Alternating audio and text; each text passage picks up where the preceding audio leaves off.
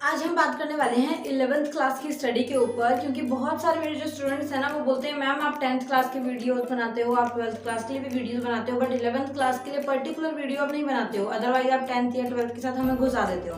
तो 11th class के लिए वीडियो जो है वो आज के लिए होने वाली है और इसके अंदर अब आप लोगों को क्या चीज़ें ध्यान रखनी है, ठीक है, और किन चीज़ों को आपने फॉलो करने की ज़रूरत है और कौन सी चीज़ें ऐसी होंगी जो आपने इग्नोर करनी है, उन्हीं के ऊपर आज की वीडियो में हम बात करेंगे।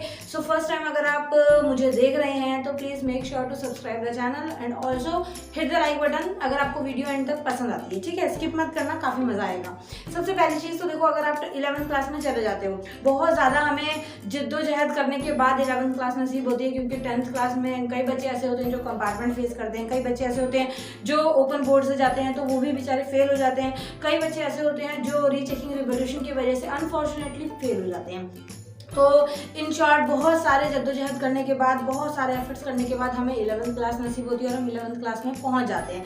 अब बात आती है कि मैम 11th क्लास के अंदर जो है वो क्या चीज़ें हम करें और 12th क्लास के अंदर क्या चीज़ें करें। सबसे पहली चीज़ तो देखो, जब आप 11th क्लास में आते हो तो बहुत सारी चीज़ें ना आप लोगों के लिए न्यू होंगी। सबसे पहली चीज़, जो सबसे अच्छी चीज़ होती है जो आप लोगों को पता लगती है, वो ये कि छुट्टी जल्दी होगी। छुट्टी जल्दी का मतलब जो आपके पीरियड्स हैं वो कम लगेंगे और लेक्चर्स आप लोगों के, जैसे 10th क्लास के अंदर 9 लेक्चर्स लगते हैं ना, तो फिर उसके बाद 11th 12th में आप लोगों को कम लेक्चर्स हो जाते हैं। तो वो चीज़ जो है बच्चे बहुत खुश होते हैं, यार 6 पीरियड लगेंगे, यार 5 पीरियड लगेंगे, इस तरीके की। अब मुझे आप लोगों के स्कूल का नहीं पता, बट हमारे स्कूल में यहाँ पर यही होता है, जितने भी स्टूडेंट्स हैं 11th 12th के, उनके 6 लेक्चर्स लगते हैं और उसके बाद उनकी छुट्टी कर दी जाती है 1 बजे 1:30 बजे, इस तरीके से।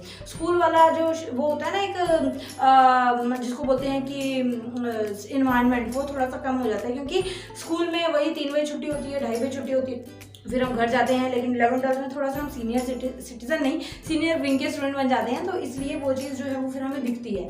तो छुट्टी जल्दी हो रही है नहीं हो रही है वो तो चलो एक बात है। अब यहाँ पर आती है बात कि हम पढ़ क्या रहे हैं।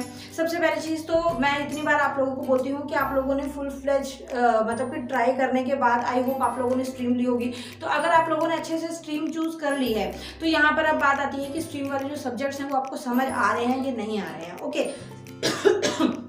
बहुत सारे स्टूडेंट्स ऐसे हैं ना जो ज़बरदस्ती में स्ट्रीम ले लेते हैं, जो बिना बात के, मतलब कि वो चीज़ें कर लेते हैं जो उनको नहीं करनी होती, या फिर दोस्तों के चक्कर में या फिर पेरेंट्स के प्रेशर में। पेरेंट्स के प्रेशर में करने का तो बनता है, चलो ठीक है, क्योंकि पेरेंट्स बाहर निकाल देंगे घर से और डांटेंगे पीटेंगे, धुलाई अलग होगी, लेकिन दोस्तों के चक्कर में नहीं लेनी है। आपको जो पसंद है आप उस स्ट्रीम के ऊपर काम कीजिए कि हाँ मुझे ये पसंद है और मैं ये स्ट्रीम लेना चाहता हूँ, ठीक है, मेरा इंटरेस्ट इस स्ट्रीम में है। जैसे बहुत सारे बच्चे जो हैं वो ITI करते हैं, है ना, बहुत सारे बच्चे पॉलिटेक्निक करते हैं, तो उनको उन कोर्सेज के लिए थोड़ा सा इंटरेस्ट होता है। और कई बच्चे ऐसे होते हैं जैसे UPSC IAS में जाना है, उनको हिस्ट्री बहुत पसंद है, उनको ज्योग्राफी बहुत पसंद है, एंड इसके अलावा में उनको हिंदी इंग्लिश जो नॉर्मल सब्जेक्ट्स हैं उनमें बहुत इंटरेस्ट है, वो अच्छे से उनको क्लियर करते हैं, और साथ में उनको मैथ्स पसंद है तो वो आर्ट्स ले लेते हैं। और अभी तो बहुत अच्छी चीज़ हो गई है, दैट इज़ कि आप लोग जो है you can take any subject from any stream, ठीक है। ये जो है न्यू एजुकेशन पॉलिसी के तहत जो है अभी स्टार्ट हो चुका है और यूनिवर्सिटीज़ में आप लोगों को देखने के लिए मिल जाएगा, लेकिन स्कूल लेवल पर भी धीरे धीरे स्टार्ट होगा, सो दैट बच्चा जो है वो कोई भी स्ट्रीम से कोई भी सब्जेक्ट हो सकता है। For example, if you like account and if you like physics and chemistry, तो you can take all 3 subjects in one way. Okay, आप एक क्लास में ये तीनों सब्जेक्ट्स ले सकते हैं इस तरीके से, तो बहुत अच्छी बात है ये। और अब 11th क्लास के अंदर हमारे पास जो बड़ा चैलेंज आता है दैट इज़ कि हमारे पास सब्जेक्ट जो है न्यू होते हैं। जैसे अकाउंट्स न्यू होगा कॉमर्स वालों के लिए, ठीक है, ऐसे ही आर्ट्स वालों के लिए मैथ्स अगर वो लेते हैं, इकोनॉमिक्स अगर वो लेते हैं तो उनके लिए वो थोड़ा न्यू रहता है, क्योंकि लेवल जो है वो काफ़ी डीप आ जाता है। ऐसे ही फिजिक्स केमिस्ट्री जो है वो जो PCM वाले हैं वो पढ़ के आए हैं, बट उनके लिए लेवल उनके लिए भी थोड़ा अप होता है। तो ऐसा नहीं है कि मैम आर्ट्स वालों के लिए आसान रहता है, PCM वालों के लिए हार्ड रहता है, सबके लिए मुश्किल रहता है, क्योंकि सबसे पहले हम फर्स्ट बार जो है वो नई नई बुक्स, नई नई चीज़ें जो है वो देखते हैं, सीखते हैं। सबसे ज़्यादा थोड़ा कॉमर्स में रहता है, क्योंकि कॉमर्स में बिल्कुल न्यू पैटर्न आप लोगों को देखने को मिलता है, बिजनेस स्टडी बिल्कुल न्यू सब्जेक्ट देखने के लिए मिलता है, अकाउंट्स, स्टैटिस्टिक्स, ये सब्जेक्ट्स जो है वो आपको बिल्कुल इनकी एक एक बुक मिलेगी देखने के लिए, तो वो थोड़ा सा यूनिक रहता है। तो कोई फ़र्क नहीं पड़ता, उससे कोई मतलब नहीं है कि मैम कोई बात नहीं, हमने फर्स्ट क्लास से UKG से भी तो छोटा बड़ा पढ़ना सीखा था ना, वो भी हमारे लिए न्यू था, बट हम लोगों ने सीखा, हम लोगों ने पढ़ा। तो यहाँ पर अब बात आती है कि मैम हम लोग जो हैं वो किस तरीके से हम इनको करें। तो सबसे पहले आप लोगों को देखो ध्यान क्या रखना है, आप 11th में आ गए हो, आपने स्टडी स्टार्ट कर दी है, देन कुछ टाइम बाद आप लोगों को 2-4 महीने बाद हाफ ईयरली स्टार्ट हो जाते हैं। आपको हाफ ईयरली से ही अपना एग्जामिन देख लेना है कि आप कौन सा सब्जेक्ट के अंदर कम स्कोर करते हैं, ठीक है। हाफ ईयरली जब एग्जाम होंगे तो आपको पहले तो सेल्फ स्टडी अगर आप करते हो तो बहुत अच्छी बात है, लेकिन सेल्फ स्टडी नहीं करते, आप ट्यूशन पर डिपेंड हो, ट्यूशन भी नहीं लगे हो, आप यूट्यूब पर डिपेंड हो, कोई बात नहीं, कोई फर्क नहीं पड़ता, आप कहीं से भी पढ़ाई करो, बस पढ़ना है, ठीक है। तो अब देखनी बात यह है कि हाफ ईयरली का अगर आप एग्जाम देते हो, क्योंकि जुलाई के बाद एग्जाम स्टार्ट हो जाते हैं हाफ ईयरली के, तो उसमें अंदर एग्जाम देने के बाद आपका रिजल्ट मैटर करता है। आप किसी भी स्ट्रीम के स्टूडेंट हो, पीसीएम, पीसीबी, आर्ट्स, कॉमर्स, आपको देखना है कि आपका हाफ ईयरली का रिजल्ट कैसा आया है, उसके अंदर आपने कैसे मार्क्स अचीव करे हैं।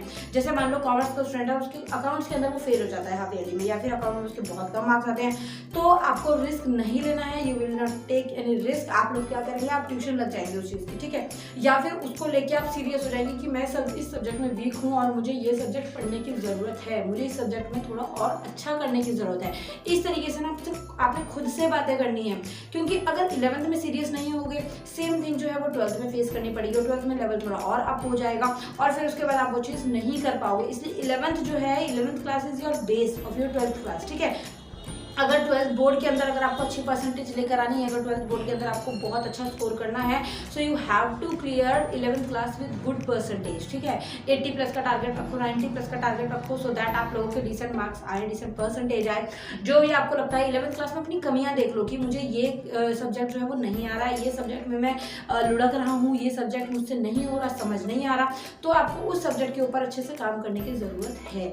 ओके, तो आई होप कि ये चीज़ आपको समझ आई होगी। इसके अलावा में अब 12th क्लास आ जाती है, फिर 11th के बाद, और 12th क्लास आपको पता है कि बोर्ड की क्लास है, तो उस टाइम पर जो हार्ट बीट होती है ना वो बहुत तेज तेज बढ़ेंगी, क्योंकि 12th के अंदर अगर कंपार्टमेंट आई तो आप लोगों को आगे जाके बहुत दिक्कत होने वाली है, और कंपार्टमेंट का चक्कर काटते रहोगे तो कॉलेज आप लोगों का लेट स्टार्ट होगा। तो इसलिए कोशिश यही करनी है कि 11th में आप ये चीज़ें करो, ठीक है।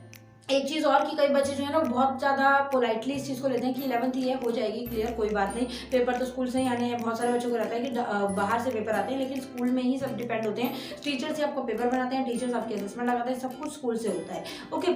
लेकिन बहुत सारे बच्चे लीनियंट आते हैं कि 11th है, हो जाएगी, कोई बात नहीं, बट अपनी कमजोरियों को आपको देखना है, ठीक है। आप किस सब्जेक्ट में वीक है, आपको कौन सा सब्जेक्ट आपको नहीं आ रहा है, कौन सा सब्जेक्ट ऐसा है जो आपसे नहीं पढ़ा जा रहा है, तो उन सब्जेक्ट्स के ऊपर अभी से काम करना शुरू कर दोगे तो आपको 12th में जाके उस सब्जेक्ट में परसेंटेज अच्छी आएगी। अदरवाइज आप फिर वो चीज़ करोगे और गलत स्टेप लोगे, और फिर आपको आगे जाके एहसास होगा कि हाँ मैम ने हमें बहुत पहले बोला था लेकिन हमने नहीं सुना, तो इसलिए अभी से सुन लेना, ठीक है। और आधे से ज़्यादा अभी स्टूडेंट्स ऐसे रहेंगे जो या तो घूमने फिरने में टाइम वेस्ट करेंगे, 11th क्लास के अंदर ज़्यादा सीरियस नहीं लेंगे, मोबाइल में अनलिमिटेड घुसेंगे, मोबाइल के अंदर अच्छे से टाइम वेस्ट करेंगे, और शॉर्ट्स हो गई, रील्स हो गई, इंस्टाग्राम हो गया, इन सारी चीज़ों के अंदर भी देखो सारी चीज़ें ज़रूरी होती हैं, ठीक है। देखो मुझे अगर आप इंस्टाग्राम पर देखते हो तो मैं भी रील्स क्रिएट करती हूँ, मैं भी मस्ती मजाक करती हूँ, घूमना फिरना सब कुछ होता है, लेकिन पढ़ने के टाइम पर सिर्फ आपको पढ़ना है, ओके। मस्ती मजाक का एक टाइम होता है, एंटरटेनमेंट का एक टाइम होता है, और स्टडी का एक टाइम होता है, घूमने फिरने का भी एक टाइम होता है, फ़ोन चलाने का भी एक टाइम होता है, सब चीज़ें करने का एक पर्टिकुलर टाइम होता है। तो आपको उस टाइम को समझना है, उस लिमिट को समझना है कि मैं इस लिमिट से ज़्यादा इस चीज़ को नहीं करूँगा। और जिस दिन आपने ये लिमिट क्लियर कर ली कि हाँ मुझे इस लिमिट तक ये चीज़ करनी है, और अपने माइंडसेट को सही कर लिया कि हाँ ठीक है इससे ज़्यादा नहीं, तो देख लेना आप लोगों को खुद जो है रिजल्ट आना स्टार्ट हो जाएगा। खुद आप लोगों के ऊपर ये है ना कि चेंजेस दिखना शुरू हो जाएंगे, रिजल्ट पता लगने लग जाएगा। लेकिन अब आधे बच्चे ये सोच रहे होंगे मैम होता नहीं है, हम बहुत कोशिश करते हैं कि हम फ़ोन यूज़ ना करें, हम शॉर्ट्स ना देखें, हम रील्स ना बनाएं, या फिर हम घूमने ना जाएं, हम दोस्तों को मना कर दें, बट हमसे नहीं होता। तो एक बार ट्राई करना पड़ेगा, ठीक है। जब छोटा बच्चा होता है, जब आप छोटे बेबी होते हो, जब आप चलना स्टार्ट करते हो, तो भी तो आप लोग पहले ट्राई करते हो ना चलने का, धीरे धीरे स्टार्ट होता है कि हाँ 1 कदम, फिर 2 कदम, पहले आप पैरों के बल रेंगते हो, है ना, फिर उसके बाद धीरे धीरे चलते हो, फिर पापा की उंगली पकड़ के चलते हो, फिर उसके बाद उंगली छोड़ देते हो और आप खुद से चलना स्टार्ट कर देते हो। तो सब चीज़ें जो है वो थोड़ा टाइम लगता है, टाइम प्रोसेस होती है, बट एक बार अगर दिल पर पत्थर रख के अगर ये चीज़ कर लोगे ना, तो ऑटोमेटिकली वो चीज़ दोबारा खुद ब खुद आपका साथ देगी, ठीक है, आपको मोटिवेट करेगी, खुद ब खुद वो चीज़ें होंगी, देख लेना, ओके। मैं भी ऐसी चीज़ें ट्राई करती हूँ तो डेफिनेटली वो चीज़ें होती हैं। तो ऐसा नहीं है, सब लोगों की लाइफ में डिस्ट्रैक्शंस होती हैं, लेकिन आपको खुद उन डिस्ट्रैक्शन से लड़ना आना चाहिए, ठीक है बेटा।